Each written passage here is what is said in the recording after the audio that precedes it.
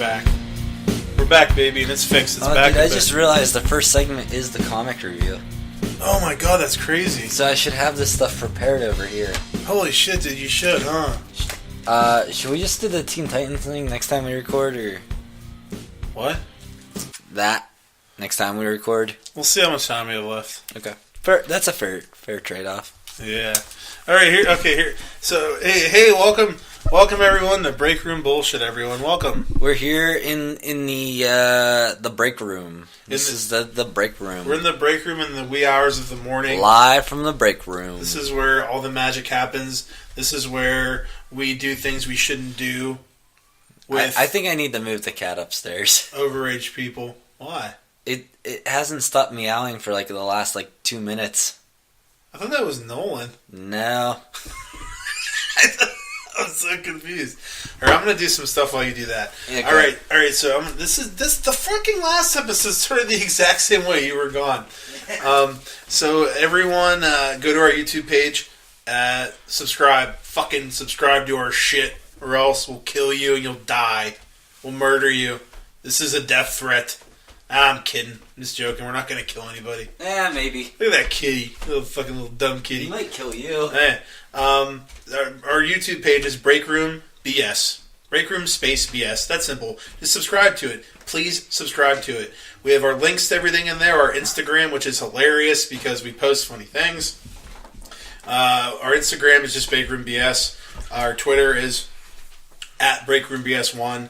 Or our SoundCloud is Breakroom BS is the page. Breakroom Bullshit is how you search for everything. You can download it on SoundCloud if you want to download it. But links for everything, those are all on our YouTube page. You can click anything on our YouTube page. Just go there and subscribe. And be wary. Everyone beware. There are lots of spoilers everywhere. All the time. Up and down my ass. Sick. So everyone... We are recording this episode just like it's WWF Monday Night Raw back in the 90s. What does that mean? Anyone who gets it, gets it. Anyone who doesn't, tough shit. Let's go. All right. I don't get it, but I guess that's tough shit. It's tough butthole stuff. So what have you been up to anything this past week? Oh, we're doing the casual talk. See It really it's comes hard to do the casual talk considering we just recorded the last episode. It's really hard to do casual talk when you call it "Let's do casual talk." Let's do some casual talk. All right, let's just go to our comic book review then. All right, it's time for Gables comic book. It's time for Gables comic book review.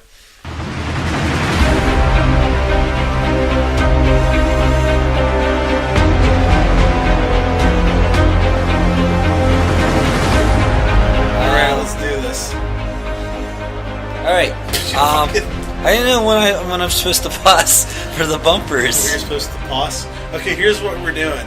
You're going to be reviewing 3 comics, right. And then we're going to have 3 full reviews, and then we're going to have a bunch of quick reviews and ratings of several after that. Whenever Gable hears this noise, fuck you, Gable.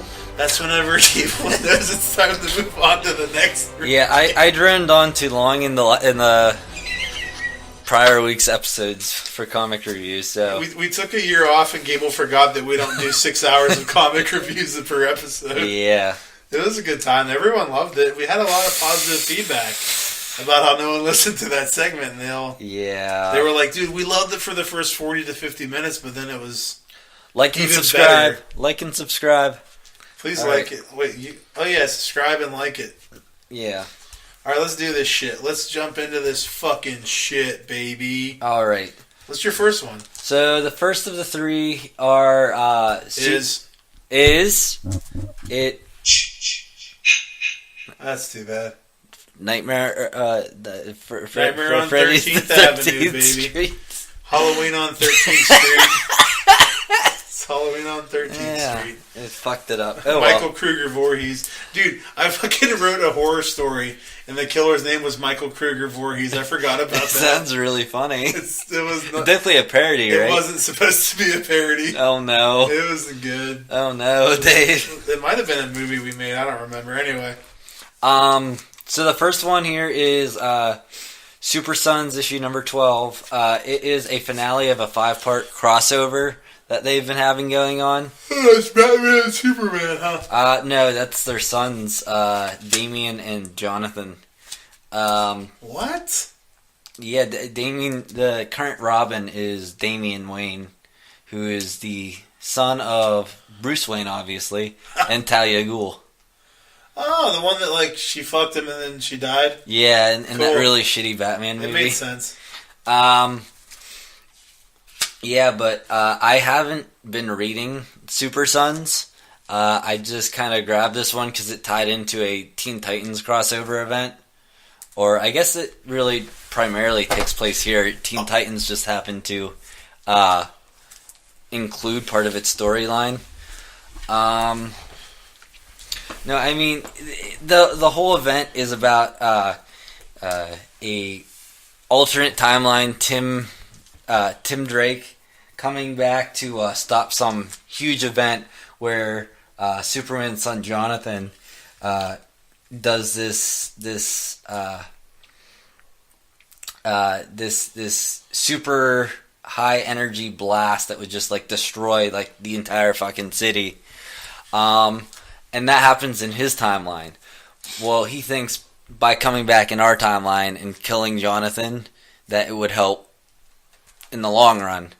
Meanwhile, you have the Teen Titans trying to stop that from happening, finding a solution that doesn't involve killing Superboy.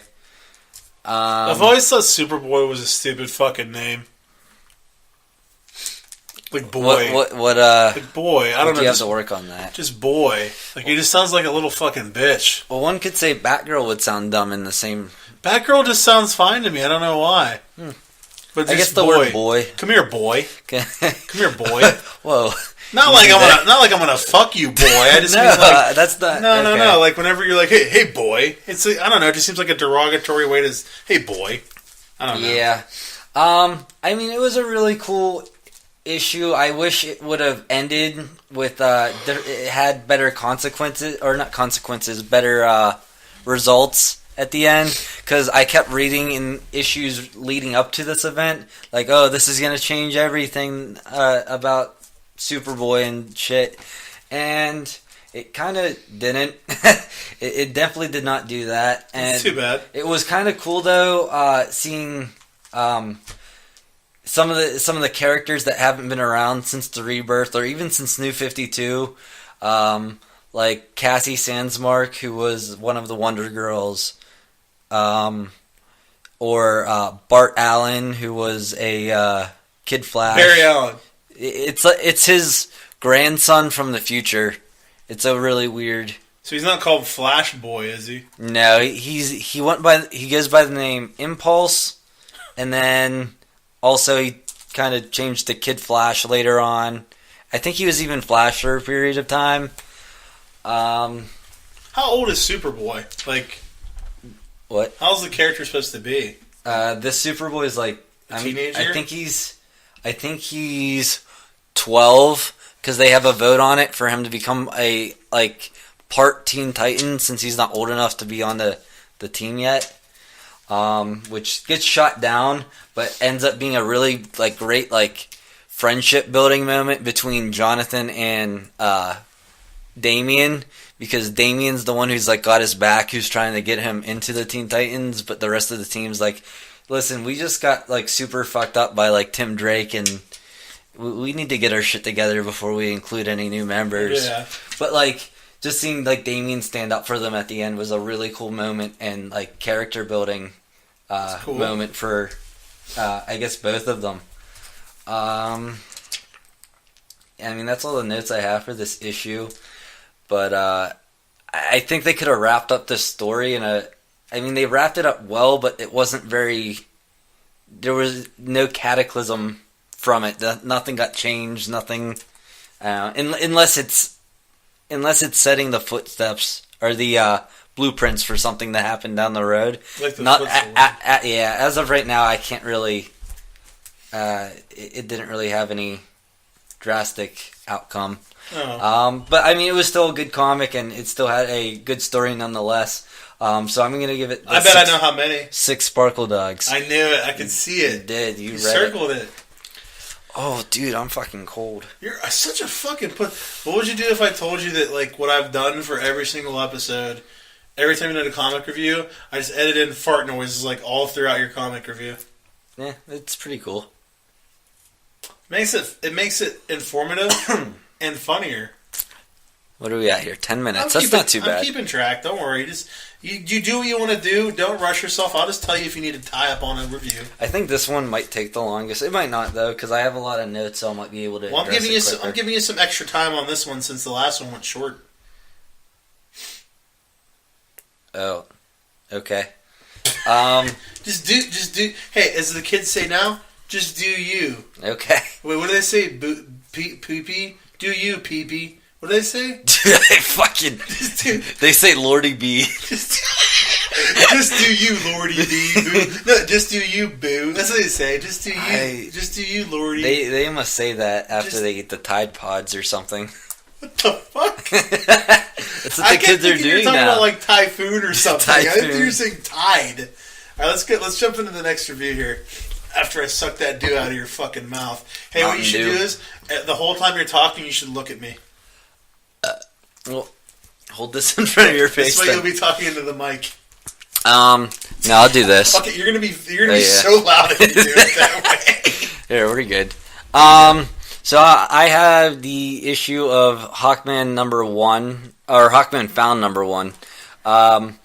I don't think there's going to be a #2. Sometimes for these one-offs, they just say #1. Just I'm assuming that whatever. Like these comics, like Hawkman Found, the title makes sense to the story.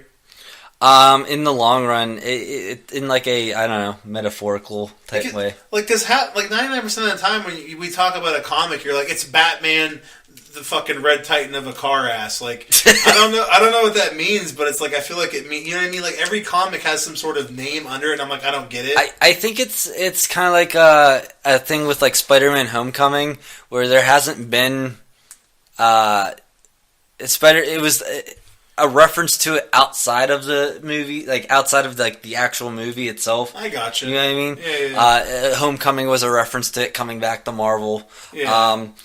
I think Hawkman Found is kind of a reference of him being found within this Rebirth universe because I don't believe we've seen him thus far, at least not in nothing I've read. Okay, that's cool. I get it. That's cool.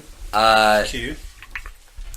But the common theme throughout this whole Dark Knights thing is that all roads lead back to darkness, and you'll see in some of the other issues like like Superman's going through these nightmares where they all end with some like tragic fucking thing happening to his family or something, and it's just the dark universe taking over and putting him through these fucking nightmares. In the last issue of Dark Knight's Metal, issue #4, they the big reveal at the end was that Hawkman took over as like this creator of the multiverses. I mean, it's a really intricate fucking story, and if Dave would definitely not let me explain the whole thing right here. It would probably take 48 minutes times 10. Yeah, I'm not doing that bad. Why are you moving it closer? Well, look how low yours are. I don't know what you want me to tell you. It's fucking right there. Yeah, but here's the thing, though. Dude, this makes all the difference in the world when you're doing this, and then when you're doing this. It makes all the difference in the world. I'm just. What do you want me to do? I'm just trying to produce you here. I'm trying to produce you so they can hear you. If we had a foam, fuck. If we had some foam around the microphone, we need a foam to go right here, right in this direction. It's so hard. But anyway, so it's so hard. Hawkman's going through this. He opens the issue opens with him talking about how he keeps waking up in this one place, and every time it ends up being this it cycles back in this nightmare. So you're following him throughout this story, and you're getting invested watching him there's these ships that come down and these hawks that fly out of it, and they attack the people. He climbs up and he breaks into the ship, and he's like, oh, this stuff all seems familiar. And then there's like this alternate version of Hawkman coming in through, fighting him. Dude, I feel like I'm so like fucking. I feel like I'm not explaining this well. I don't know. You're doing fine. Yeah, whatever. All right then. Yeah. But anyway, you're getting so invested in like following his story throughout this issue. He goes from the cave to this cave he keeps waking up in, to the ship he climbs, and you're following the story as it's happening, and you forget that he tells you it keeps ending in the exact same way, and it gets to the point where he's fighting this evil version of like himself, and he beats him, and he's back to this flying situation that he talked about at the beginning, and it always ends with him falling, and then right before the ground he wakes up, and that it happens again. At the end of this issue, you just see him fall, and then reference how he wakes up again. But like they do such a. I think Jeff Lemire is the one who writes this one. Brian Hitch is also on it. They do such a good job at like getting you invested in the story as it's happening. You forget that they fucking tell you what the ending's going to be at the beginning of the issue. Yeah. It is fucking badass. But I'm interested to see what goes on with the Hawkman in the Dark Knight's Metal. This was really more of like a side-off issue. I thought it would be more tied into. They did a issue called Batman Lost, so it kind of, I thought it was like it would be a counterpart in some way, which maybe in storytelling reasons. What is Hawkman found and Batman Lost? It makes sense. Yeah, I'm not really. I guess. The only thing I can really think of is that there's two. Like these are the only two issues that like tie really closely in to the main storytelling of the Metal series. These are the only two that aren't part of the main Metal series. Yeah. But I'm excited. I'm even more excited from that giant version of Hawkman that's teased at the end of issue 4. I'm even more excited, and I have more of a backstory about like what's going on with him now. And I'll know more going into issue 5 because of that. Yeah, I'll give this 9 Sparkle Dogs. It's really 9. Yeah. Holy shit. Yeah. That's a lot of Sparkle Dogs. Yeah. Can you pause that for a second? Maybe. Tricked you. You did trick me. me. I didn't trick you at all because I had to pee. In my mouth. Yeah. So the other issue I'm talking about is Detective Comics 972. Detective Comics and Action Comics are the only two that kept with like their original numbering. I remember these names. Yeah. This issue was really awesome. They've been teasing a Clayface return to being a bad guy, a heel turn. Is this the one you were telling me about with the... Yeah, I talked to you about this already. Okay. A lot of this issue was action-based, not a lot of plot progression, a lot of fighting between Batman and Clayface. Anyway, this is probably some of the best art I've seen out of this comic. The artist's name is Mendonca. I don't know. I can't pronounce it. That's unfortunate. Do you have a charger? No. Are you sure? I'm kidding. Yeah. Fuck. Yeah. But you see, as he's fighting Clayface, a lot of the... it's really cool to see him using a lot of the methods that Batman taught him, and he even escapes Batman using a method that he taught him and caught Batman off guard.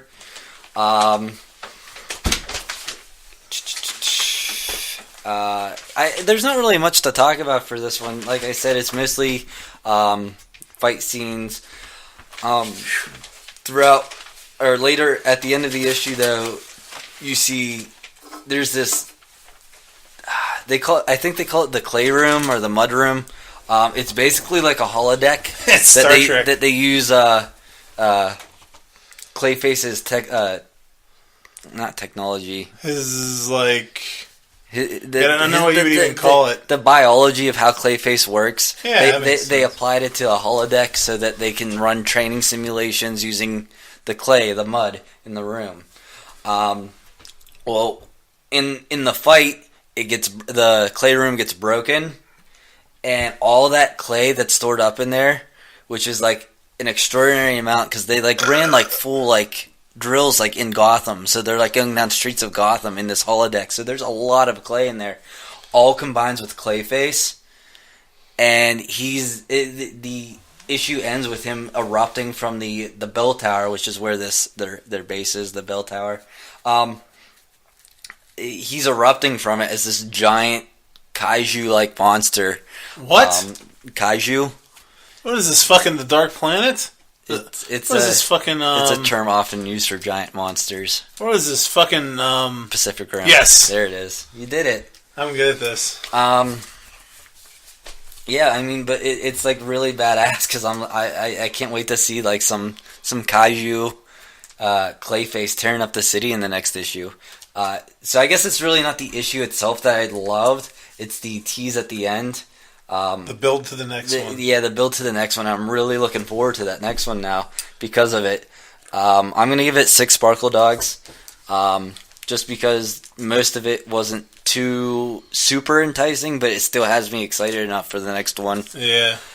Makes sense. Yeah, on to the power round now. Oh my Dude, look at God. that. I'm doing good on time. Hey, you are, see? Yeah. I don't know what happened last time. I think you were on drugs. You kept droning on. Yeah. I think I was more awake for that one, too. This is the beginning of the show, Gable. Yeah, whatever. It is 9 p.m. You gotta stop being... You gotta man up. Let me It's not grab 9 you p.m. by... I'm gonna grab you by your dick and wake you up. There we go. Let's see. Other issues I'm reviewing is Justice League 37. 37. Yeah, Christopher Priest, he's like 3 issues in on this series. They finally switched it after Brian Hitch ruining... Well, I wouldn't say ruin, but he just doesn't write a really good story. It's a really good... I think I mentioned it the other week. It's a really good political drama going on between what's right and what's... Not right. Right, like what the boundaries are for working with the Justice League within certain countries, or what like they should and shouldn't be allowed to do. He's still doing great work on this. I'm going to definitely keep staying up to date on this comic. It was really cool because we haven't seen Martian Manhunter for a while, or he'll occasionally make cameos and like flashbacks, and he made a cameo and a flashback in here, so it kind of gives us hope that there's going to be Martian Manhunter coming up soon, hopefully. Isn't he silly, though? Doesn't he, like, suck? Yeah, according to David Goyer. That's who it was. I couldn't remember who it was that said that. I think Snyder said it, too. I think they collectively had the same idea. Snyder has earned the right to criticize DC.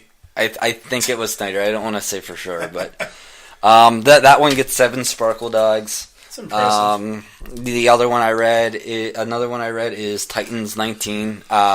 This is the second issue of this I picked up. I kind of cut the end of an arc that was going on last month with it, where Troya, a future version of Donna Troy, who is another one of the Wonder Girls, she's kind of not on. It says the trial of Donna Troy. It's not really a trial. It's more like they want to keep her secure, so that she doesn't potentially become this evil version of herself called Troya. And the Titans are fighting because it's that whole... remember I described Civil War 2 to you and how they kind of just use future predictions of what people did? Yeah, what was the movie you compared that to? Minority Report. Minority Report. It's kind of like a Minority Report type theme going on with that. You have an adorable way of saying minority. Minority Report. Minority. Manure. It's a manure report. It's a minority. I hate manure. Back to the Future, baby. Back to the Future, baby. I am enjoying this Titans comic though. I am kind of disappointed because I thought Brett Booth was doing, because he did the art on the last one, so I thought I could expect more from him, and he seems to not be doing this one at least. Doesn't seem to give a fuck what you I want. hope he comes back to it, but he doesn't care about you. Maybe not. Is it Brett Booth? Yeah, Brett Booth. Boob. I wish his name was Boob. It's not.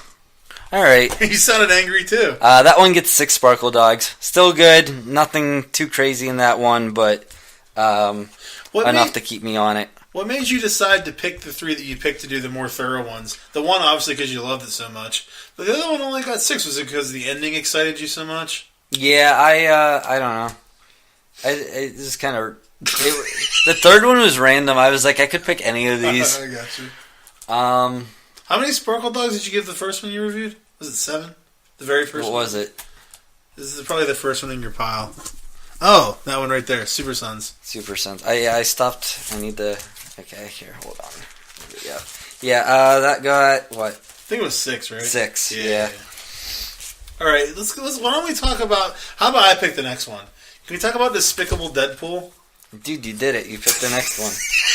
I have issue 292 of the Despicable Deadpool. This is the beginning of a new story arc called Bucket List with him. What's a bucket list? It's like a list you complete before you die. So I think he's planning on he's sacrificing himself here or something. They don't really give you that much detail on his plan, but if the name of the story arc hints at anything, that he plans to be dying here. Is there any way conceivably that Deadpool can just kill himself and die forever? I don't know. I'm not really sure. Yeah. I mean, he has to have some sort of plan here. He made a deal with Strife to get a cure for a disease that his family was infected with by some bad guy who did that thing to them. Didn't you talk about that in the last one? I did. Well, the whole last story arc was about him. He got fucked. Him killing, having to kill Cable for Strife. Yeah, and he got fucked over. Yeah, but now this time Strife asked him to kill Evan, who is this like future version of Apocalypse. But like he turned, they made him turn good. Well, why would he do that if Strife fucked him in the last one? How'd Strife fuck him in the last one? Because he was like, you have to kill Cable, and he was going to do it, and Strife was like, or something. What? You're confusing me. I thought the last one ended where like he ended up not getting the cure. He had to kill Cable. Yeah. Cable zapped himself away, and he had a future Cable's heart that he passed off as dead Cable. And it didn't work. No, it worked. And then, all right, I think you're fucking with me here. I'm not. All right. Confused. You are, but go on. You're confusing me. No, you confused me. Anyway, so the next person he had to kill was this Evan character. Evan Courageous, I think. Yeah. Deadpool talks about how he stuck his neck out for Evan so many times before. He couldn't go through with killing him. But if he doesn't kill him, he'll take away the antidote from his family. But Deadpool states he has a plan, and it just transitions to him visiting the recently jailed evil version of Steve Rogers, who was like secretly part of Hydra the whole time. That whole thing got a lot of... It was popular. Dude, people talk. I was going to read that on Marvel Unlimited, but I read the first issue, and I'm like, I don't really care. I don't know. It just doesn't... Whatever. It didn't catch your attention. You didn't give a fuck. So nothing really happened in this one. I'm probably gonna get riveting stuff. It's a lot. I mean, it's pure setup for the rest of the story arc, and it's Deadpool, so it's not like nothing. It's not anything too serious. It's just weekly or bi-weekly shenanigans from him. I'm only gonna give this one 5 Sparkle Dogs. Oh my! It wasn't bad, but it didn't. It was very neutral. Yeah. Last one I have is... Oh my god. Yeah. Last one, am I allowed to finish this even though it's going to hit 30? You're only at 25 minutes. The first 5 minutes was our open. Oh, cool. That means I could take extra long on this one. Okay, let's not get carried away. Get minutes to bank. Batman 39. written by Tom King. So this issue is about Batman and Wonder Woman. They have this kind of, not like a pact, but this like nice volunteer work they kind of do for this other superhero called Gentleman. That's so dumb. Dude, I was like, where the fuck did they get this character from? But I mean, it wasn't really like a big deal. Basically, Gentleman. Every time you say his name, it's funny. He's like this medieval fucking knight who like fights demons. So I'm not really sure how he got his name. Why would you be like, hey, you know what's funny? Let's change Gentleman to Gentleman. Gentleman. Yeah, I kind of regret not this one not being my third comic. I got plenty of time to kill. So to do just one. So get a cool. So they kind of make this deal with him. Not even a deal. It's just they volunteer to do this for him because this dude is fighting this never-ending horde of demons. And he's keeping them from attacking our realm. Yeah. So he's fighting this never-ending horde of demons. So once every I think 10 years or something they said, once a year for a day, they switch with him so that he can spend a day in the real world. Batman and Wonder Woman do? Mm-hmm. Okay. And they fight the horde. Okay. I mean, it's the least they can do for fuck's sake. Yeah. Give him a day off. Now, keep in mind, in the back of your head that Catwoman and Batman are engaged to be married. Okay. Just keep that in mind. I'm getting cold again. What are you doing? My butt's sore. What the fuck? All right. So they're fighting this horde. They keep going they keep flashing between Catwoman hanging out with the Gentleman, just kind of showing him around the town, being nice to the guy, and Wonder Woman and Batman fighting the horde. And you see friendly banter between Wonder Woman and Batman, borderline flirty. And as this is going on, you're seeing this conversation unfold with Catwoman and Gentleman about how just general day-to-day stuff, but eventually leads to them talking about what he does.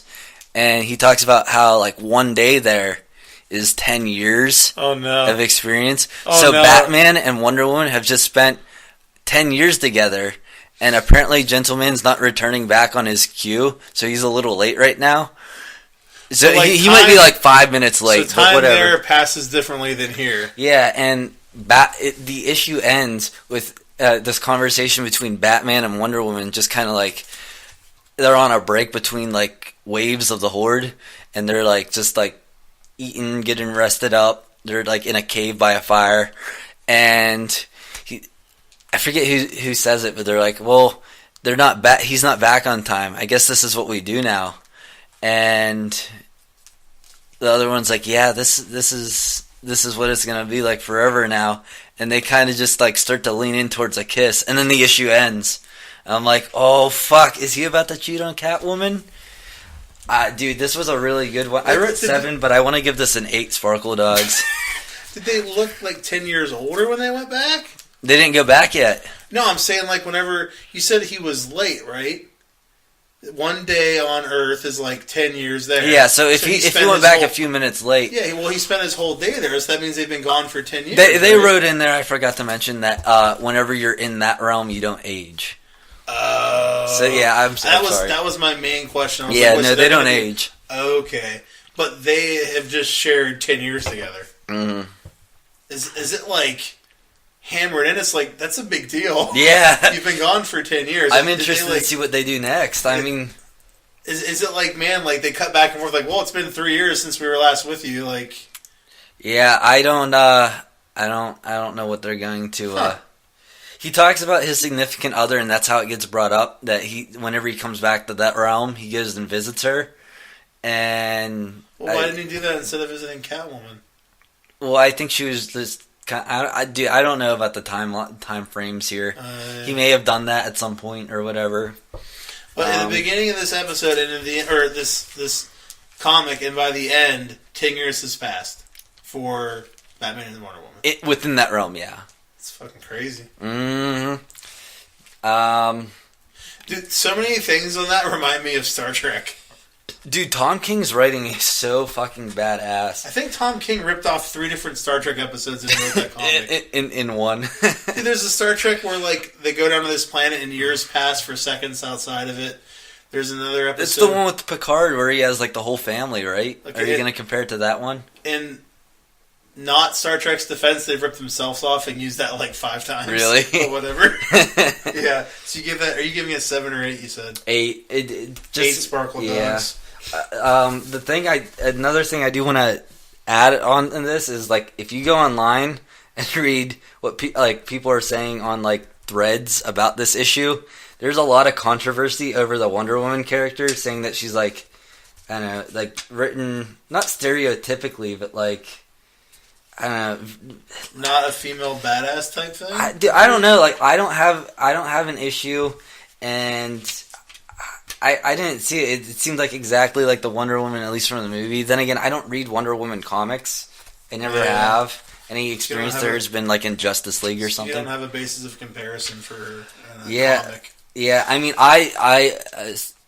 I was having a conversation with someone online about it specifically. I'm like, yeah, I guess I'm in the minority because I love this comic, and the guy's like, no, you're in the silent majority because you're just not bitching about it. I'm like, okay, yeah. I like that. Like, I'll go with that. All right, so yeah, that wraps it up for comics. I was gonna say something else and I forgot what it was. I'm fucking freezing. What the fuck is wrong with I don't know. Or didn't you say you're getting sick? I don't know. Maybe. You better not fucking get me sick. I already have the HIV. I don't need more. I can die from a cold, right? Yeah. Alright, well, that's all for Gables' comic review. I wish I remember what I was going to say. I don't remember. We're going to take a break and we're going to be back with an X-Files episodic episode. Yes. Review of an episode. Alright, you don't turn that dial, kids. Don't flip. We'll be right back. Flip it.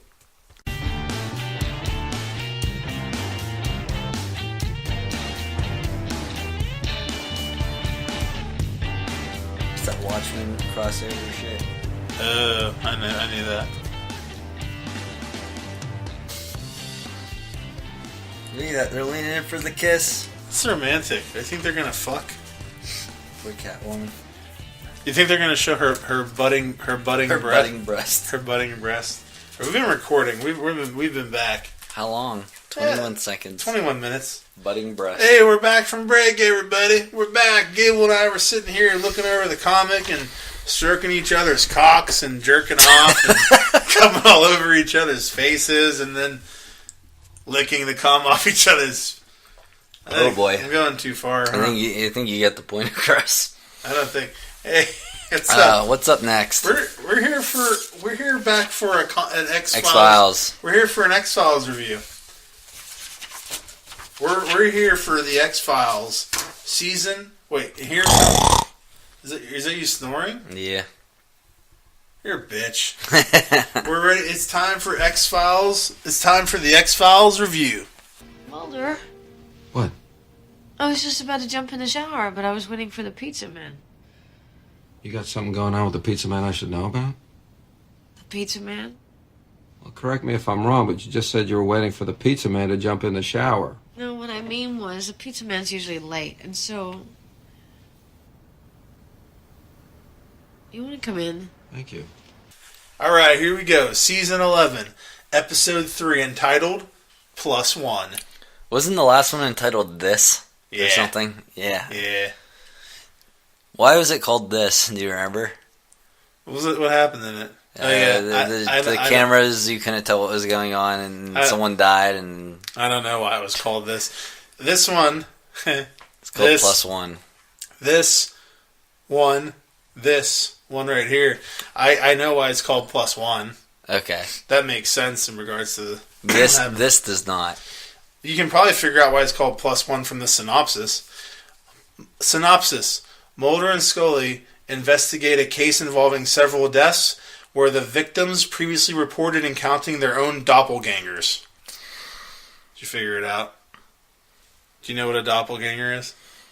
I think I'll sound naive if I say a clone, so I'm gonna say no. Okay.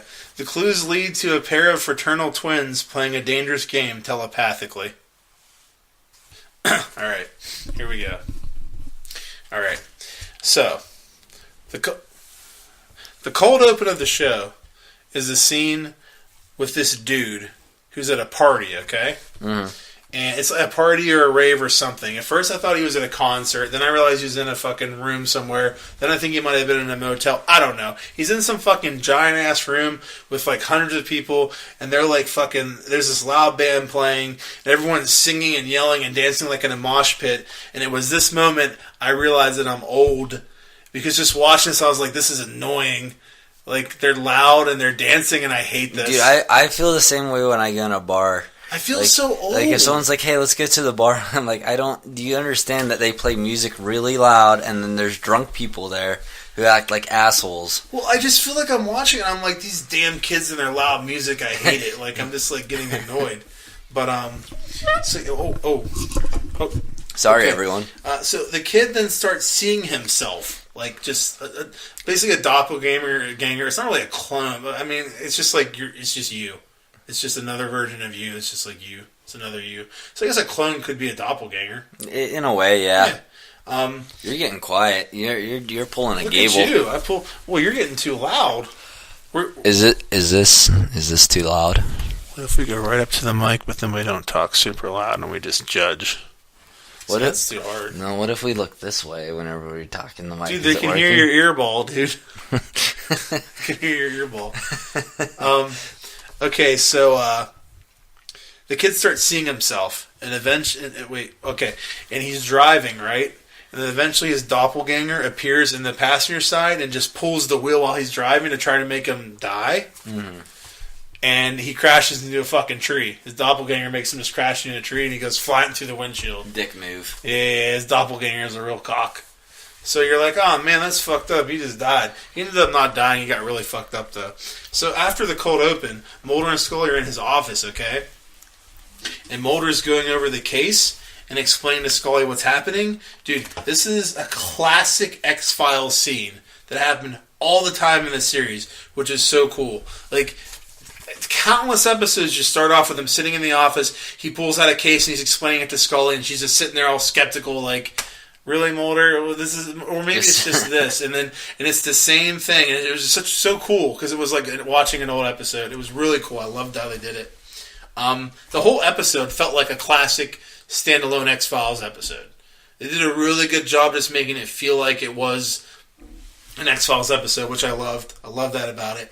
Okay, so let me explain a little bit of the plot and what's going on to you so you're not lost. So we meet Judy Poundstone, who's basically a nutcase in a mental hospital. Yeah. Right? She's eating a pudding out of a can. On the can, it said the name of it was Dookie. And under that, it said a mouthful of goodness, which I thought was kind of funny. Because poop jokes are sweet. So I like them. So later, one of the nurses says that she was throwing Dookie at them. And then they mention a couple more times, and I'm like, all right, this isn't funny now. Like, when you just saw Dookie, I'm like, does that say Dookie? And I pause it. And I'm like, say Dookie. And it says a mouthful of goodness. I'm like, that's fucking funny. And then they just ruined it and kept saying it. I'm like, you lame. Oh, you killed the joke. There's not showmanship. They just kind of... They beat it they were beating a horse. Yeah. Yeah. I was like, leave the joke alone. It was funny, but it was funny. So anyways, what's happening is this Judy Poundstone girl has tons of papers all over the room of Hangman, like playing the game Hangman. Yeah. She has tons of them all over the room, and they're all just people's names. Like, every game is someone's name. And you find out she has a twin brother who's working at a jail, which they're both played by the same frickin' person. I didn't even know until I saw the credits at the end. I was talking to Chris, who watches X-Files. Mm-hmm. He had no idea either. He's like, dude, I didn't know till the end also that it was the same person playing both of them, which is really cool. Obviously, she did a good job because you didn't know it was the same person. That's good acting. Yeah. It's real. See, you can spot good acting. Yeah. It was an accident. I fucked up. I didn't mean to spot it. It was a whoops. They're both played by her. So you find out that her brother's working at a jail and they're telepathically connected.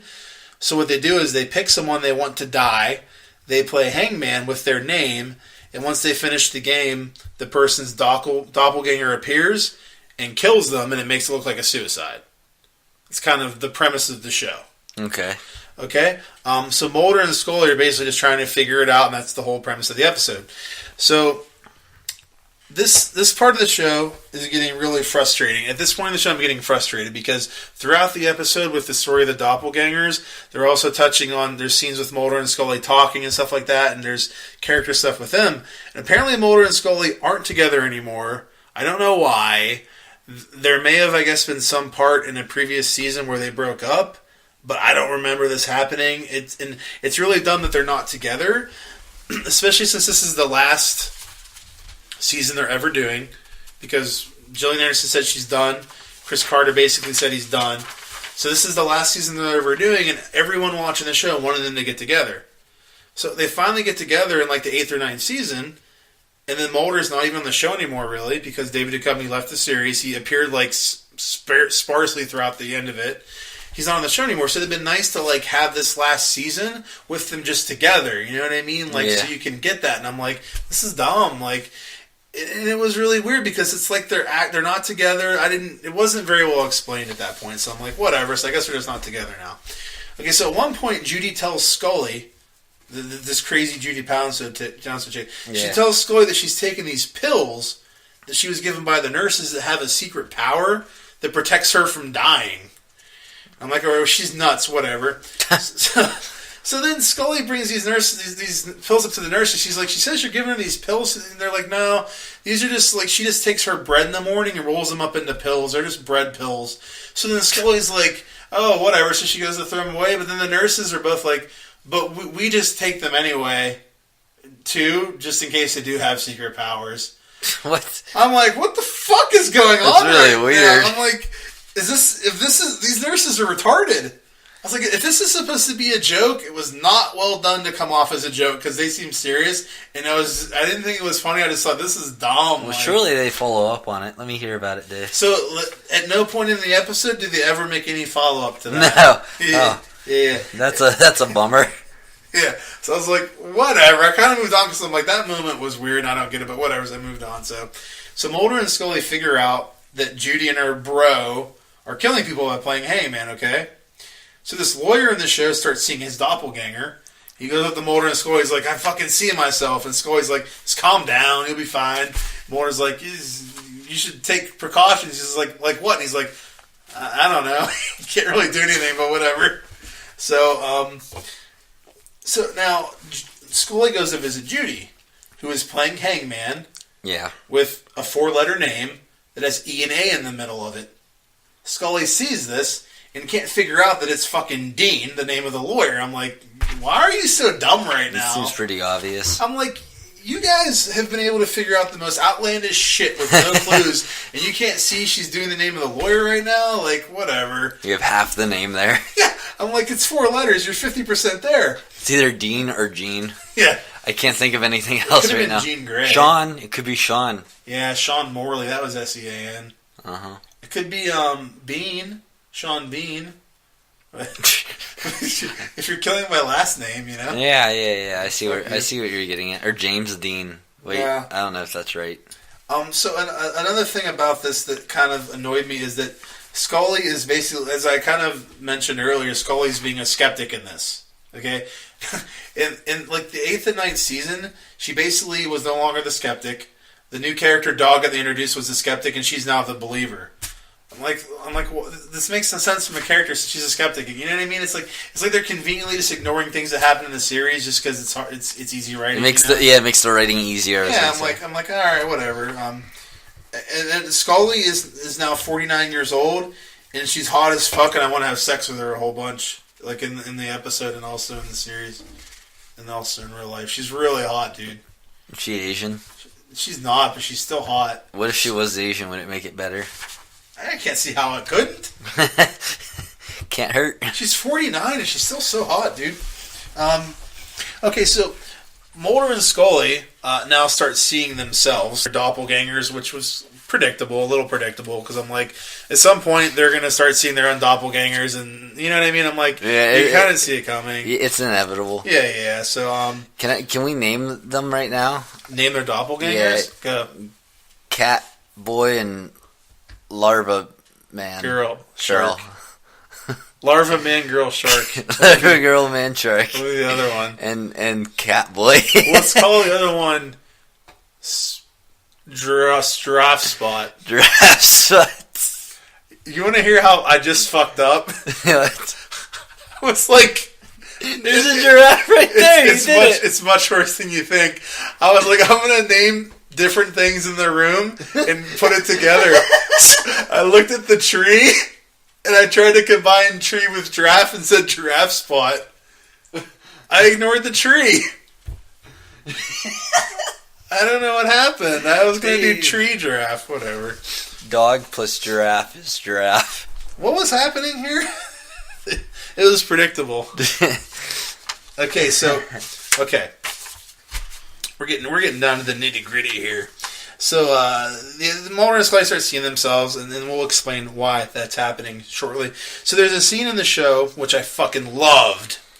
At first. Oh no. Scully goes to Mulder's motel room and gets in bed with him because she's like she's acting kind of weird, like she's like a little bummed out. She's a little he beats her or fucks her, one of the two. I don't know which one he does to her in bed. Oh boy. So that's your fault. It's bad writing. It's bad writing. You punched your hand. I don't know what they're gonna do here. So she goes to the room and gets in bed with him because she wants him to hold her because she's all bummed out or something. And they're talking. I'm like, this is great. Like, they're together and like maybe they are going to get back together, whatever. Hooray, this is going to be sweet. And then she starts talking about how she wants to have another kid, but she can't because of her like super barren womb and whatnot. And then she says, but even if she could have kids, she has no one to have them with. And I'm like, what? Mulder fucking was your first baby's daddy. You're cuddling with him right now. What the fuck's going on? Like, he's right there. This is confusing. He's spooning you. He could be inside you momentarily. And you're like, I don't have anyone. I'm like, what the fuck is going on with this relationship? They're acting like they weren't even together now. I'm like, I don't understand this shit. Is it like Bizarro Superman where like the opposite words, like I'm no recording podcast now. Yeah. I know him, Gable. Well, here's the thing, though. Just one word. What about the rest of them? Aren't those opposite, too? Like, instead of I, should you be like you? Anytime I have to read a Bizarro character, I'm just like, there's so much double negative shit going on here. I'm confused now. Yeah, because you can't say I, you have to say you because it's Bizarro, right? Like, it's so weird. Like, some of it's opposite, some of it's not. It's confusing me. I'm like, I need to take some time and figure these out. What's Bizarro of glasses? Contacts or nothing? Blind? I don't know. Braille. I don't know. Braille. Spoon. The Bizarro of glasses are nothing. Because if you can see good, then you don't have to wear shit. It's Spork. The Bizarro of glasses is Spork. Sporks do not help you see. Okay, so anyway, I don't know what the fuck's going on with these motherfuckers. So I did like the ending. I liked it a lot. So you find out what's going on is that Judy and her brother are playing Hangman, and one is doing Scully's name. The dude is doing the girl is doing Scully's name because she's in love with Mulder and she's jealous of Scully. So she's doing Scully's name. The brother is doing Mulder's name because he's in love with Scully and he's doing Mulder's name because he hates him. So they're playing and they're supposed to be doing the same name, but they're each doing different names of them. Okay? Okay. So they find out that they're doing different names and they start getting pissed off at each other and fighting telepathically. So then they cross out Mulder and Scully's names and start doing each other's names. And then just fucking kill each other with their doppelgangers. This is dumb. I thought it was a cool ending. They just like gave up on the names and they're just like whatever. And No. Like they were doing different names and they got so pissed off at each other they started arguing and fighting. So he was like, "Fuck you." He started doing her name because he was mad at her. And then she's like, "Fuck you." She starts doing her brother's name because he's mad at him. And he kills himself and then she kills herself. Who are they playing Hangman with? They're playing him with each other. Okay. Let me. So he's guessing his own name. Oh boy. So like when he's like they're playing with each other, right? So he's easy. he's guessing his own name. Like, he's looking at, like, the spaces for his own name. And is guessing the letters for his own name. He's putting Judy down. He's playing Judy's name because he wants her to kill herself. But she would have to be guessing the letters for Judy's name, right? Yeah, but they have different names, so they're not guessing the right letters. Whatever name they put on there to play, that person is going to start killing themselves. Alright, so let's just pretend that you understand this and you're not confused. If you watched the episode, you would probably still be confused, but I understood what was happening in the episode. So just trust me that the ending of the episode was cool, because you're like, well, how are Mulder and Scully going to survive? How are they going to stop from killing each other? And then the brother and sister just basically kill each other instead because they're pissed at each other. That's basically what happens. They get mad at each other and kill each other because they're mad. What if Mulder and Scully killed each other, and then they made an announcement that episode 3 is the last episode ever? But what about the ones that are already filmed? They don't get aired. They can be bonus features. It can be secret episodes that are released like 15 years later, like they do sometimes. Yeah. If only you could understand. It could be the perfect ending for both of them. So, I would have liked some more explanation as to why they could just manifest doppelgangers. They never really explain that. Like, they just kind of show up? They can just do it. They just play Hangman, and then doppelgangers show up because they're playing Hangman. They don't really explain why this brother and sister have the power to manifest doppelgangers.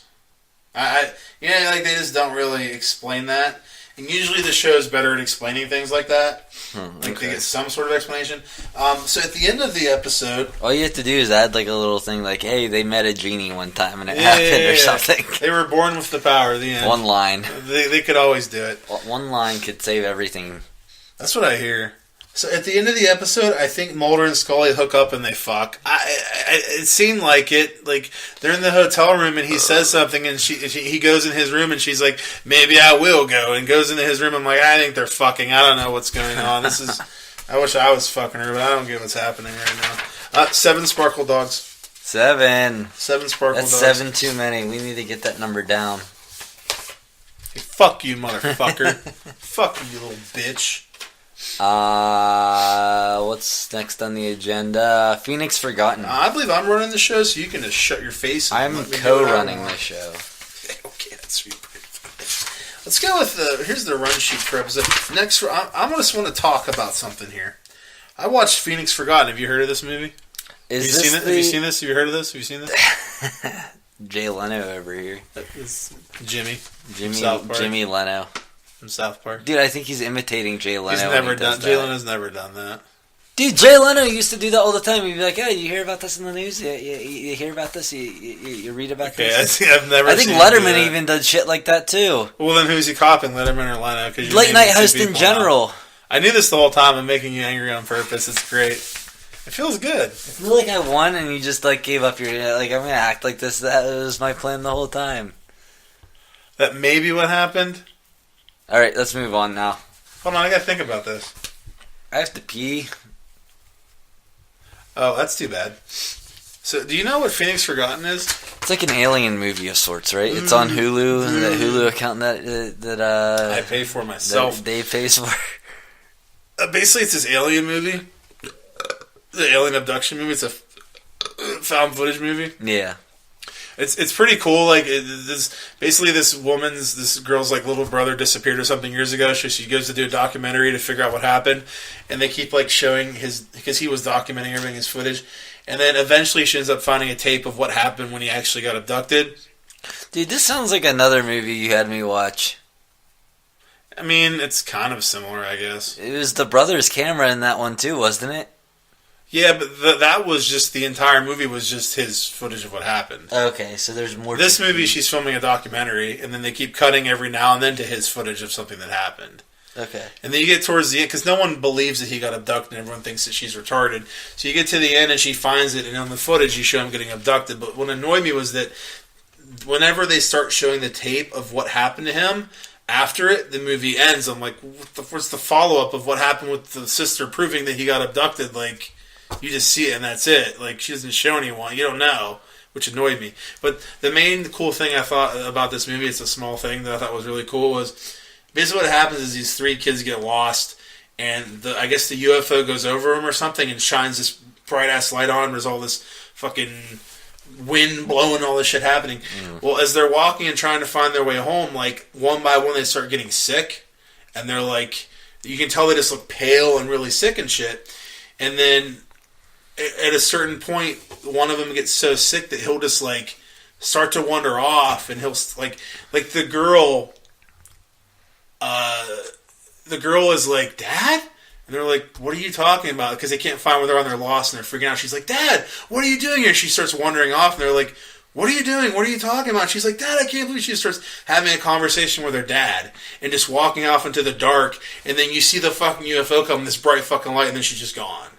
It was really just like freaking to me because it kept happening. They would start hallucinating and imagining someone that they care about there, and they just start wandering off to them like they're just fucking in a trance, off to basically the alien ship to be abducted. Which was really cool. I've never really seen that like in an alien movie. Yeah, so that was pretty cool. That was the coolest part of the movie. The movie was alright. It was a cool abduction movie. I just wish that they would have had some sort of follow-up at the end as to what happened outside of just the brother getting abducted. Yeah. Would you say it's better than... What was the Alien Abduction? UFO? Alien Abduction. Oh, Alien? I thought that was definitely better than this one. Okay. Definitely better. I like that one a lot. Yeah, that was really good. Dude, the shot of the fucking barn where she's floating and just fucking like snaps. I'm like, holy shit. It was really cool. Yeah, that's a good movie. I think that's on Netflix if you guys want to watch that. I don't think it's on there anymore, though. It may not be on Netflix, sorry. It's probably on Netflix. It got pulled off. It's not on there anymore. Whatever. Yeah, so, I mean, Phoenix Forgot. It's worth watching. How many Sparkle Dogs? I don't do that type of thing unless I give it an in-depth review. Pussy. I'd probably give it 6. All right. I can deal. So everyone should watch it and then be like, it was alright, and then move on. That's pretty much the gist of it. So we're going to take a break, and we're going to come back with our review of a movie. The Incredible Hulk, starring... David Banner. Starring Mark Ruffalo. And who else?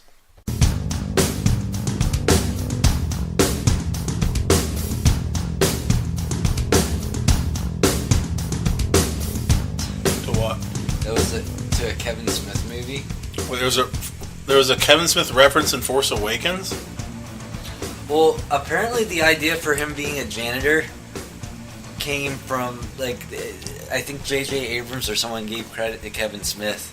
Who being a janitor? Oh, Finn Balor. Yeah, there's something else. I always think of Finn Balor whenever I hear Finn. I have to watch it again. But I watched it and I was like, man... That has to be a reference to that one Kevin Smith movie, and I can't remember what it was now. All right, everyone, we're back with I fucking hate when you do that. Atlanta Blu-ray. Yeah. My hope is you didn't watch that first season. No, not yet. I'm getting there. I'm almost there. That's a good shit. You're not. It's so funny. Yeah. We are continuing. That's a plethora of notes. In your defense, you didn't have a lot more for Iron Man. You got a lot out of it. We are back we're continuing our Marvel movie marathon review of the MCU leading up to Infinity War. This is the review of the Incredible Hulk.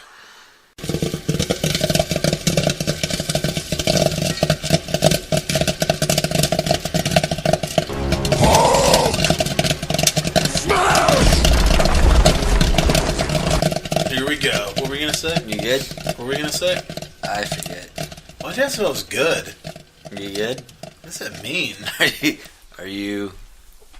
You mean, is it safe? Is it safe?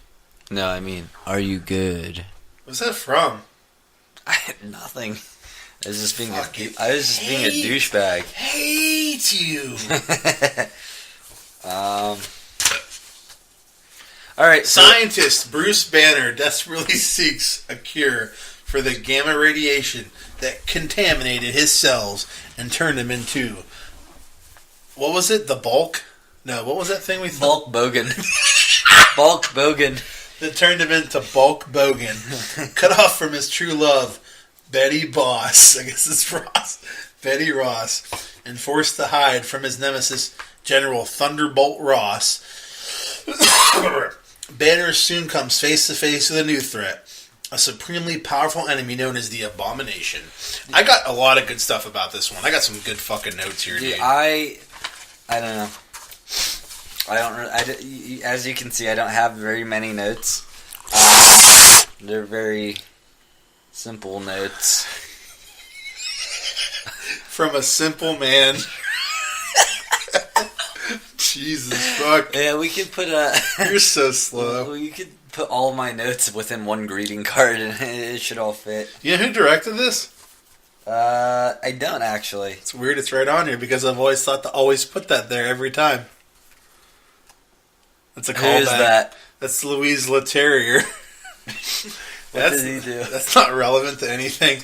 I liked how they didn't do an origin story again and kind of got out of it with the opening montage of how Banner became Hulk and like what happened to him leading up to the start of the movie, which was nice. It seems like every time that they fucking reboot something, until Marvel, they would just they'd start over. But like fucking Incredible Hulk, they didn't do it. Spider-Man, they didn't do that again with Spider-Man as well. I like that they got away with not doing that, which is cool. I would like that. But also the beginning, I thought all the Easter eggs were really cool. Like you see Stark Industries, you see Nick Fury's name and the Shield logo in that opening montage of all the documents and everything. Later, they even talk about the Super Soldier program from Captain America.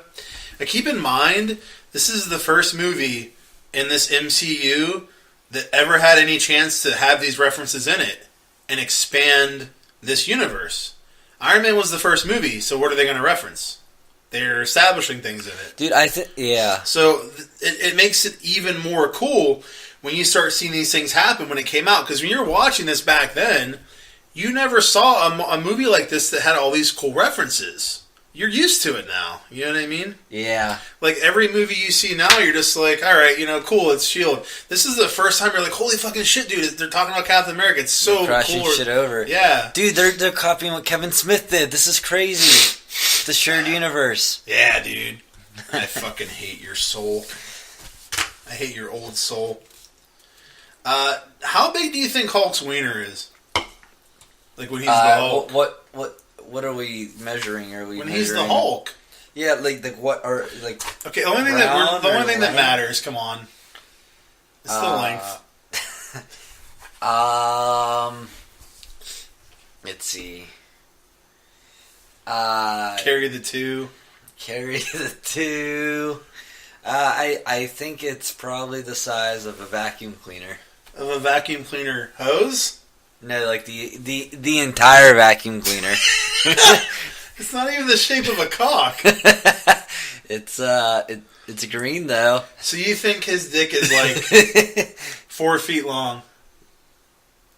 3. Now keep in mind, his hands and his feet are like disproportionate to the rest of him. His feet are huge. His hands are massive compared to the rest of his body. Now do you think if his dick is... Okay, I'm going to say 2.5 feet. That's my final answer. Okay. Now, it would be unfortunate if he would have hulked up during sex later with Betty Ross. Bye-bye, Betty. She'd be dead. She'd be done. She's dead. Yeah, so I like talking about dicks. So, I have a question for you. In the I don't remember this. In the 2003 movie, did he get like bigger and bigger the angrier he got? I have not revisited that movie for a very long time. We'll go with does that happen in the comics at all?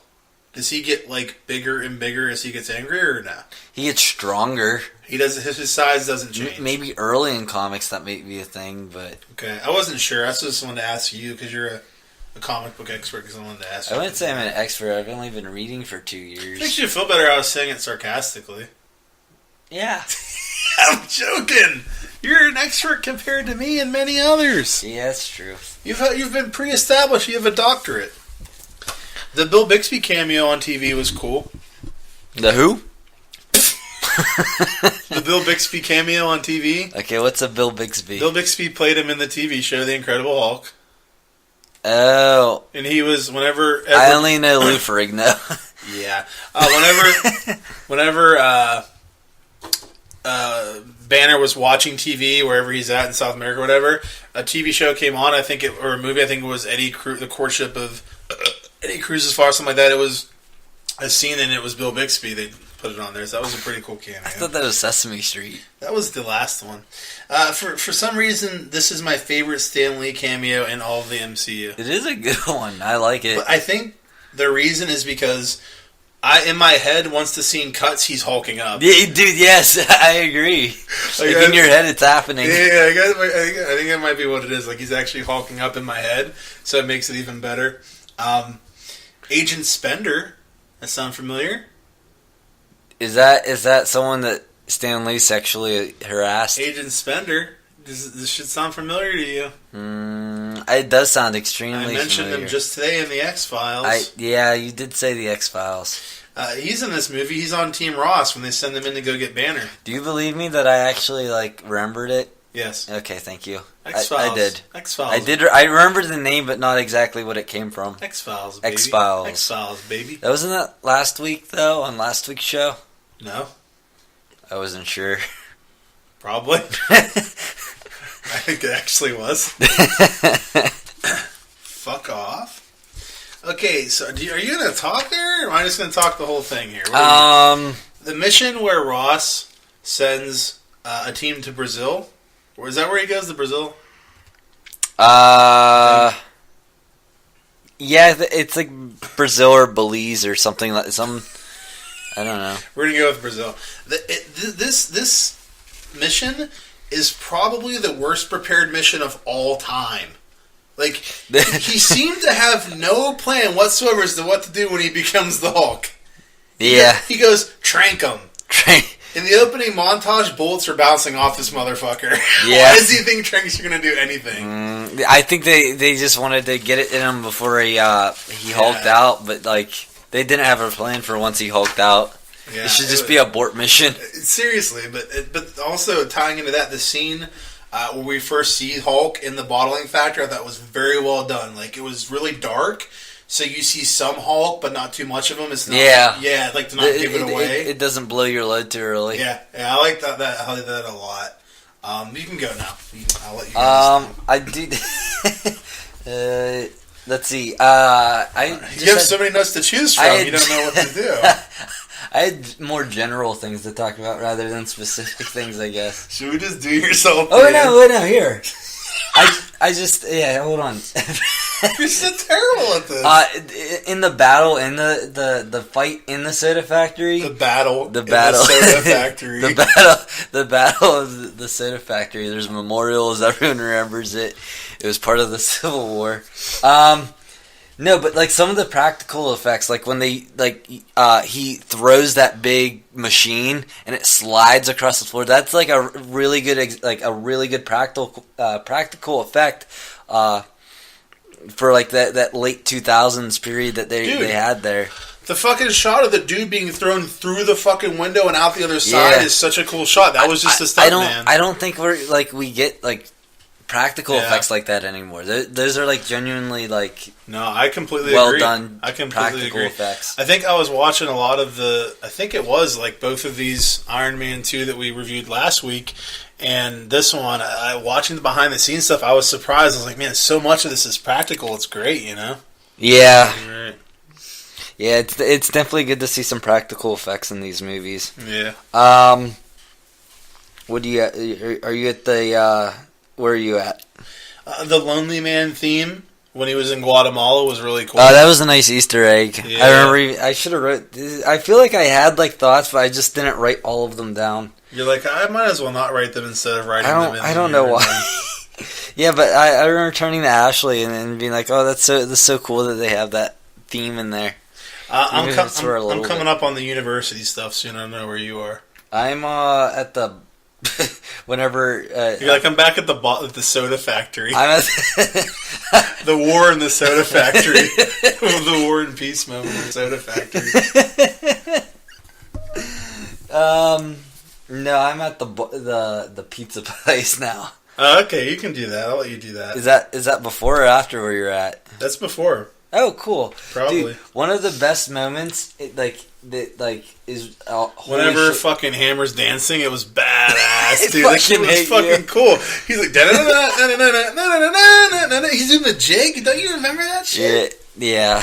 That was a callback to last week going. Yeah, last week, a week ago. That's how weeks work.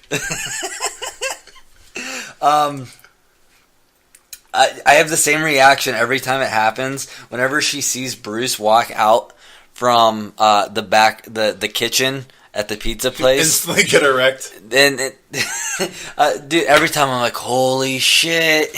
She saw him. She saw him. Like, just imagine not seeing someone for years, thinking they might even be dead. She thought she was dead, right? And you just see this person who you think is dead. That's all like a holy shit moment, right? You know who sucked to be in this movie? The fucking doctor, the psychiatrist. He's like, I got this I'm fucking Liv Tyler, baby. And he's like, oh man, Hulk's back. I'm done. Tag out. Fucking game over. Dude, the Lou Ferrigno cameo was cool. That dude is fucking ripped. Yeah, He's fucking. He's a big guy. He's on the juice. He's juicing. That's a funny joke. Him. Pizza. Giving him what's the word? Bribing him with a pizza. Yeah. He's like, hey, thanks. He's like, God bless you, brother. Yeah. And he said it in like the kind of, God bless you, brother. That's pretty funny. That's cool. That's nothing against him. He's just like, he's like, God bless you, brother. It's really cool. Why was half of his face drooping? You weren't even looking at me. Fuck you. You're assuming. Not yours, his. It was? Yeah, Lou Ferrigno's face was drooping on one he side. He was like good old JR. He's like, God bless you, brother. He's having a stroke. No, it's not. See, Bell's palsy. It's not a stroke. The scene with Ross trying to capture me at the university, I fucking love that whole scene. All that stuff.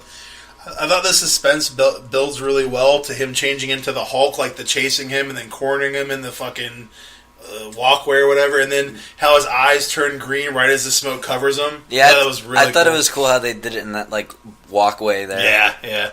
I liked the shot of his eyes, and then I still think the Hulk CGI looks good after 10 years. It still holds up pretty well, I think. Yeah, I agree. I definitely agree with that. Is this the scene where they have those sonic guns? Yeah, the sonic boom. So why don't they do that anymore? How come to stop them they had to bring out the Hulkbuster suit? They couldn't bring out these. Well, the sonic boom clearly didn't work. Apparently, all you have to do is put something in front of you. Yeah, but those. So they didn't think it through very well.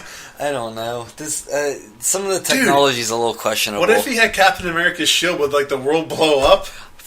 I don't know. Everything would die. I think it would create an Infinity Stone. It would create Thanos himself would summon a. It would create the white dew label stone. You're just looking at things in the room, dude. I don't know what you're talking about. I'm out of material, bro. What's your next note, bro? Liv Tyler is fucking annoying. Dude, there was just moments where she was talking so softly to Bruce, and I'm just like... It's like he was doing a podcast with her. Yeah, because I talk softly. You explained the joke. I'm so proud of you. I'm so clever. That was funny. It's because you keep moving it away, and I move it closer, and you move it away. I don't think she talks softly. I think she acts like retarded sometimes. As she's talking, I don't understand it, dude.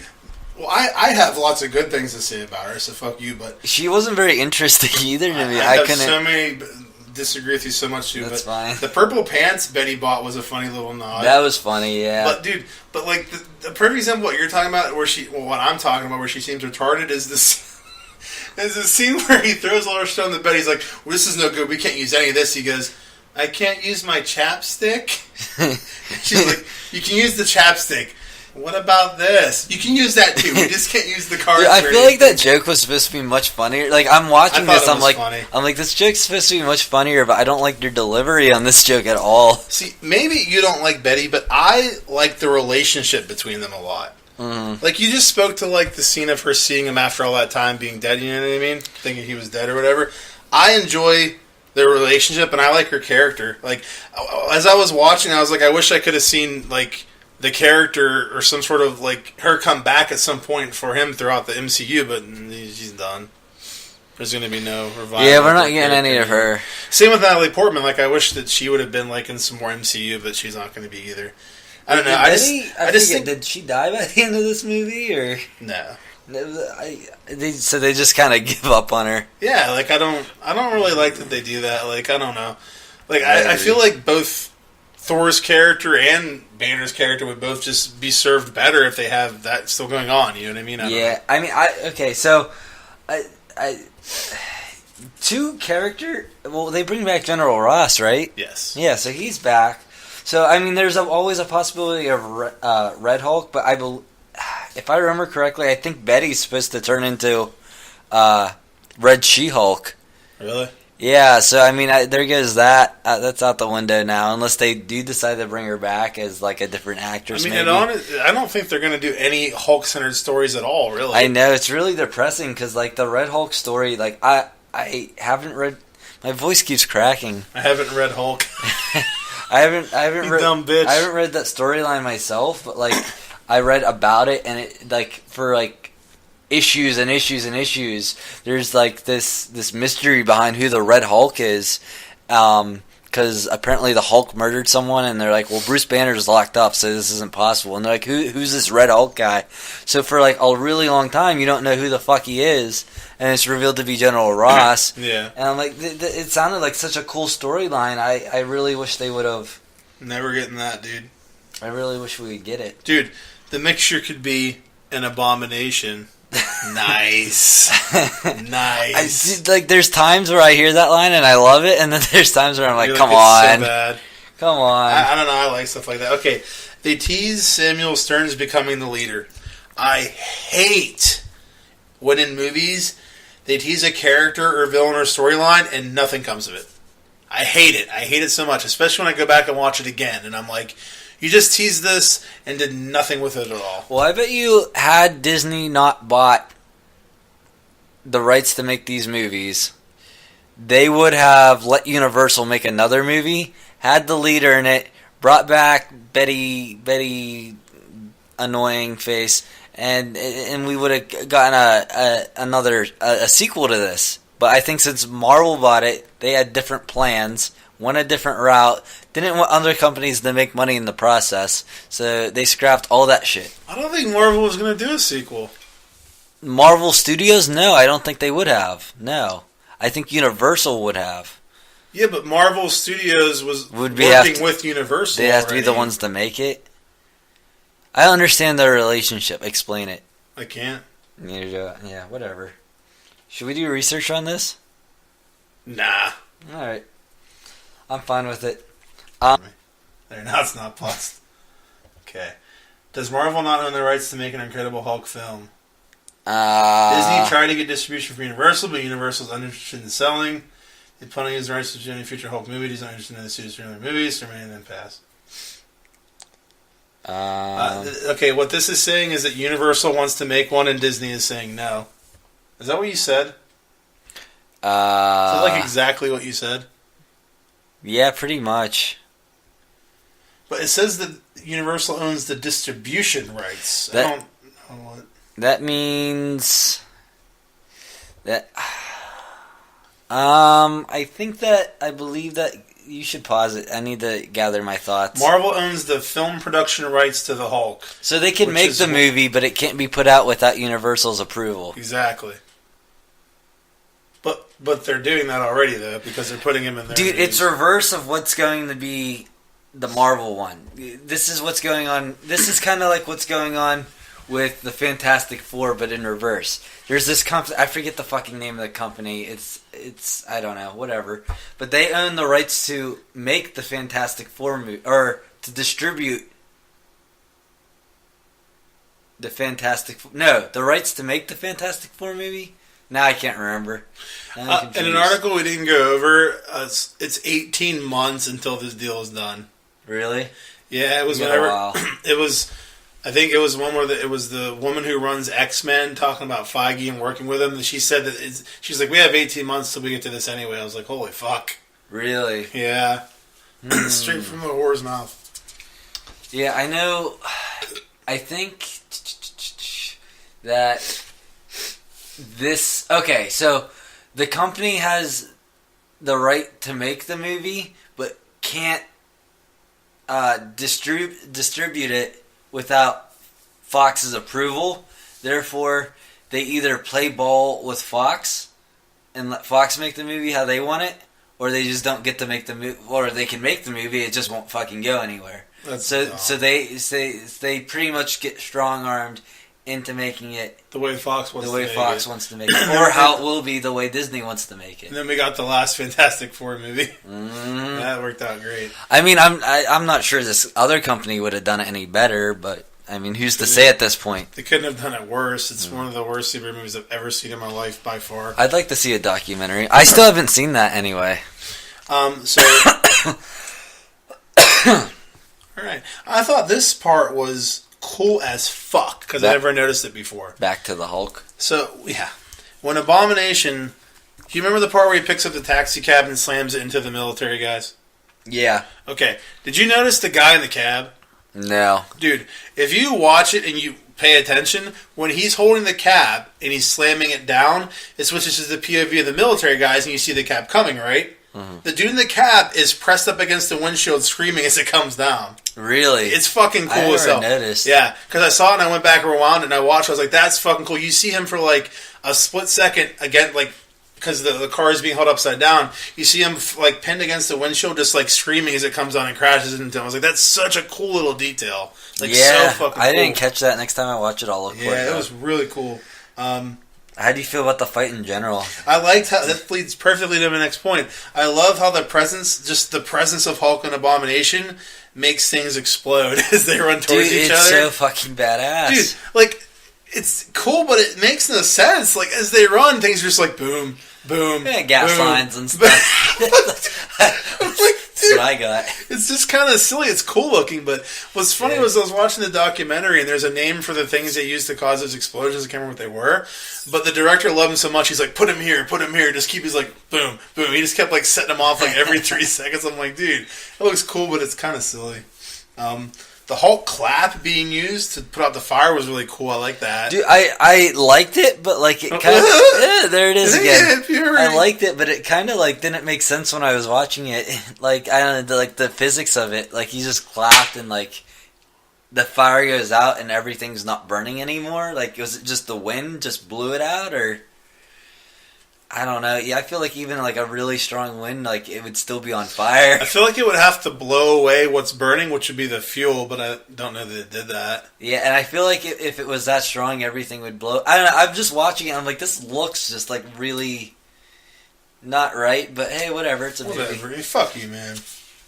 Dude, I love that giant the fucking fight scene at the end. It's a cool fight. Yeah, there's The ground smash was cool too. He smashed the ground with the tremor going through. Yeah, and when he yelled Hulk smash, yeah, that was a really fucking cool moment. Yeah. He's come a long way from just saying Hulk smash. He now talks in the movies. Jesus fuck. I mean, in his defense, he talks in the comics, so whatever. Yeah. What was I gonna say? This is probably like one of the best like monster fights in a city, like kaiju, as I said before. It's what describes it. Okay. If I looked up like best kaiju fights on YouTube, the Incredible Hulk does come up. So, it's just a really fucking cool like idea having these two monsters slug it out in the fucking city, just tearing shit apart. I mean, there's a fucking moment where Hulk rips a car in half and uses the car as boxing gloves. That was really cool. I like that. Yeah. I mean, you were stretching monsters for notes as I look over them, man. Yeah. Rain comes from nowhere after sonic cannons. Okay, so did you? We need to go back to this because it was a complaint before, but Ben told me something that apparently all the rain and storms in the middle of the movie was caused by Thor's hammer, and apparently even Kevin Feige says that like there's this lightning and you can see a silhouette of like the hammer flying. Yeah. That's badass. I did not know that. I didn't know that at all until Ben told me. I had no idea. That is really cool. Yeah, so another Thor Easter egg. So what do you think the ending means? That he can control the Hulk now? Is that what you kind of took away from it? Where he like smiles as he's turning into the Hulk? It's like, yeah, that was, I don't... It was kind of weird. That's what I took. That's my only thing I could think is that he can just do it. And because if you think about it, like, he goes from the movie being Hulk and not being able to direct it or anything at all to the end scene where he can kind of do it now and fight Abomination, and then in Avengers he can completely control what he's doing. Basically, I like your explanation. I'm gonna stick with it because when I watched it, I was just like, "Is this supposed to be like one of those moments where like the bad guy returns right as the movie's ending type thing?" You know what I'm talking about? Like the hand comes out of the grave, equivalent. And I could just kind of wrote it up as like a throwaway thing, but I like your explanation of it better. That makes more sense. That's the kind of what I always took away from it was that the end credit scene is cool, of course, with Tony Stark, and it makes a lot more sense when you watch it in chronological order because you've already seen in Iron Man 2 that S.H.I.E.L.D. makes him a consultant, and now he's going to talk to Ross, which makes sense because he's a consultant now. Dude, that scene alone, like if I went into that movie when it came out and saw that scene, I would be like you talked about earlier. I would be freaking the fuck out. Yeah. That is like you take as much hype as you can possibly get for the Marvel movies and put it in there, and that's the scene you get. Yeah, because this is the second one. The first one, Nick Fury showed up. I mean, cool, but you're introducing him. Yeah. Right? This one, dude, Iron Man shows up in this. You know what I mean? Like you're getting another superhero in this fucking movie. And that's the first time they've done that. Yeah. Yeah, it's noteworthy. That's for sure. We almost got it with the Death of Superman or whatever, the Nicolas Cage thing. Oh yeah. Oh, Sparkle Dogs go. Sparkle Dogs for this. I'm gonna give it 8. I'm going with 8. I was thinking about 7, but I liked Edward Norton as the Hulk too much. Now here's my thing about this. I do think Edward Norton is a better Hulk than Mark Ruffalo, but I don't think Edward Norton would have good chemistry with the other Avengers like Mark Ruffalo has. I could kind of see that.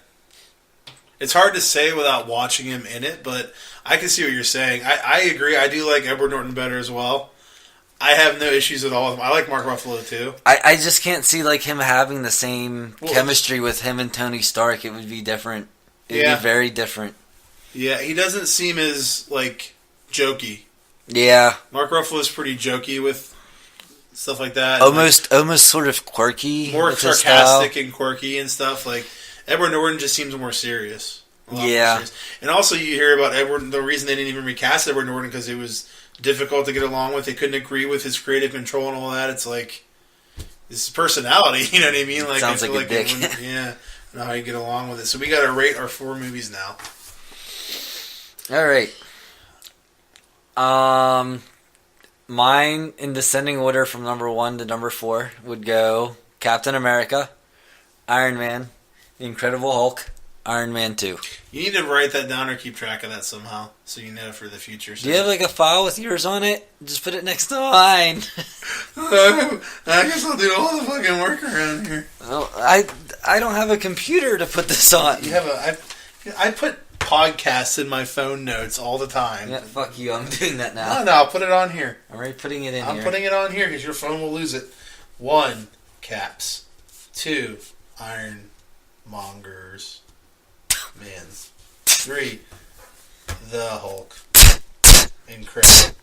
Insert. 4, Iron Man 2. Okay, mine in order are from 1 to 4. Captain America, the first Avenger. Iron Man 2. Iron Man, and then the Incredible Hulk. Yours is dumb. I mean, mine makes more sense than yours because I actually followed my. Yours are all out of order because you didn't pay attention to your sparkle dogs. So I'll just go ahead and just throw that out there. I mean, okay. I don't think they are out of order. I was just fucking with you. Dude, 3 of my movies have 8 sparkle dogs, so I like them all equally. It's just trying to pick how much a little bit more I like than the others. You know. Now, Dave, I'm gonna make a toast. Make a trade with you. That I can call back to redeem my part of the trade at any time. I'm gonna give you a chance to do something here. This is good. What? Right now, you have the chance to retro rate Captain America. I can't do the First this. Avenger. I would have had time. You can't just throw this on me at the end of a podcast. I know you were thinking about it. You told me you were thinking about it. But I gave up though because I can't do that. I just can't. I can't do. I'm leaving. It's not. I'm leaving it at 9 sparkle dogs. 10 has to be. It's 9 sparkle dogs. It's 9. It's staying at 9. 9. Damn it. Okay. 9. All right. We're leaving it at 9. No deal. We're gonna wrap this up. We're gonna follow. We're gonna wrap it. Wrap it up like a chalupa. We're gonna wrap it up like a wet willy, like a dick. All right. What? Gable doesn't. What'd you say? Where are we at here? Gable What's the doesn't. score? Gable doesn't believe in condoms. What's he the score? He uses tiny baggies. Okay. Ziploc bags. Let's talk about sandwich bags. Let's talk about our preview for next week. We're gonna start. Shit. We're gonna start off with some news. We're gonna have a nice news segment. We're gonna have a review of Thor. Continuing Ragnarok. No. Thor. The Last Jedi. Thor. Continuing our Marvel MCU marathon leading to Infinity War, we'll have a Thor review. Oh, an X-Men review. And then, of course, we'll review the X-Files episode. X-Files. I don't know how to read. Episode 4 in season 11, which I don't know the name of it, so we're going to do that. I saw the letter X and I got excited. So wrap this up, you little fucking I got this. bitch fuck. This one's all me. Make sure you follow us on YouTube. You're blowing this thing. I'm just going to be like... Make sure you follow us on YouTube. Our channel is called Breakroom BS. And subscribe, like our post. You can also follow us on Instagram at what? You can also follow us on Instagram at Breakroom BS or on Twitter at Breakroom BS1. We will give you all the updates on all the updates going on. Going on with the in the break room. You can listen to us on SoundCloud for a little bit longer, and then it all gets moved over onto YouTube. So the new episodes will still be there. New episodes will be on the SoundCloud, but not the old ones. You're a terrible sponsor reader. You're not reading any sponsors All right. unless we get big. Breakroom BS on YouTube. You get free sponsors when you hit 10 subscribes, right? Breakroom BS on Instagram. Doesn't Nike sponsor you once you hit 10? We need to get to those 10 subscribers, so make sure you subscribe to us if you're listening. Does Nike do background checks on you? Probably not. Statutory rape.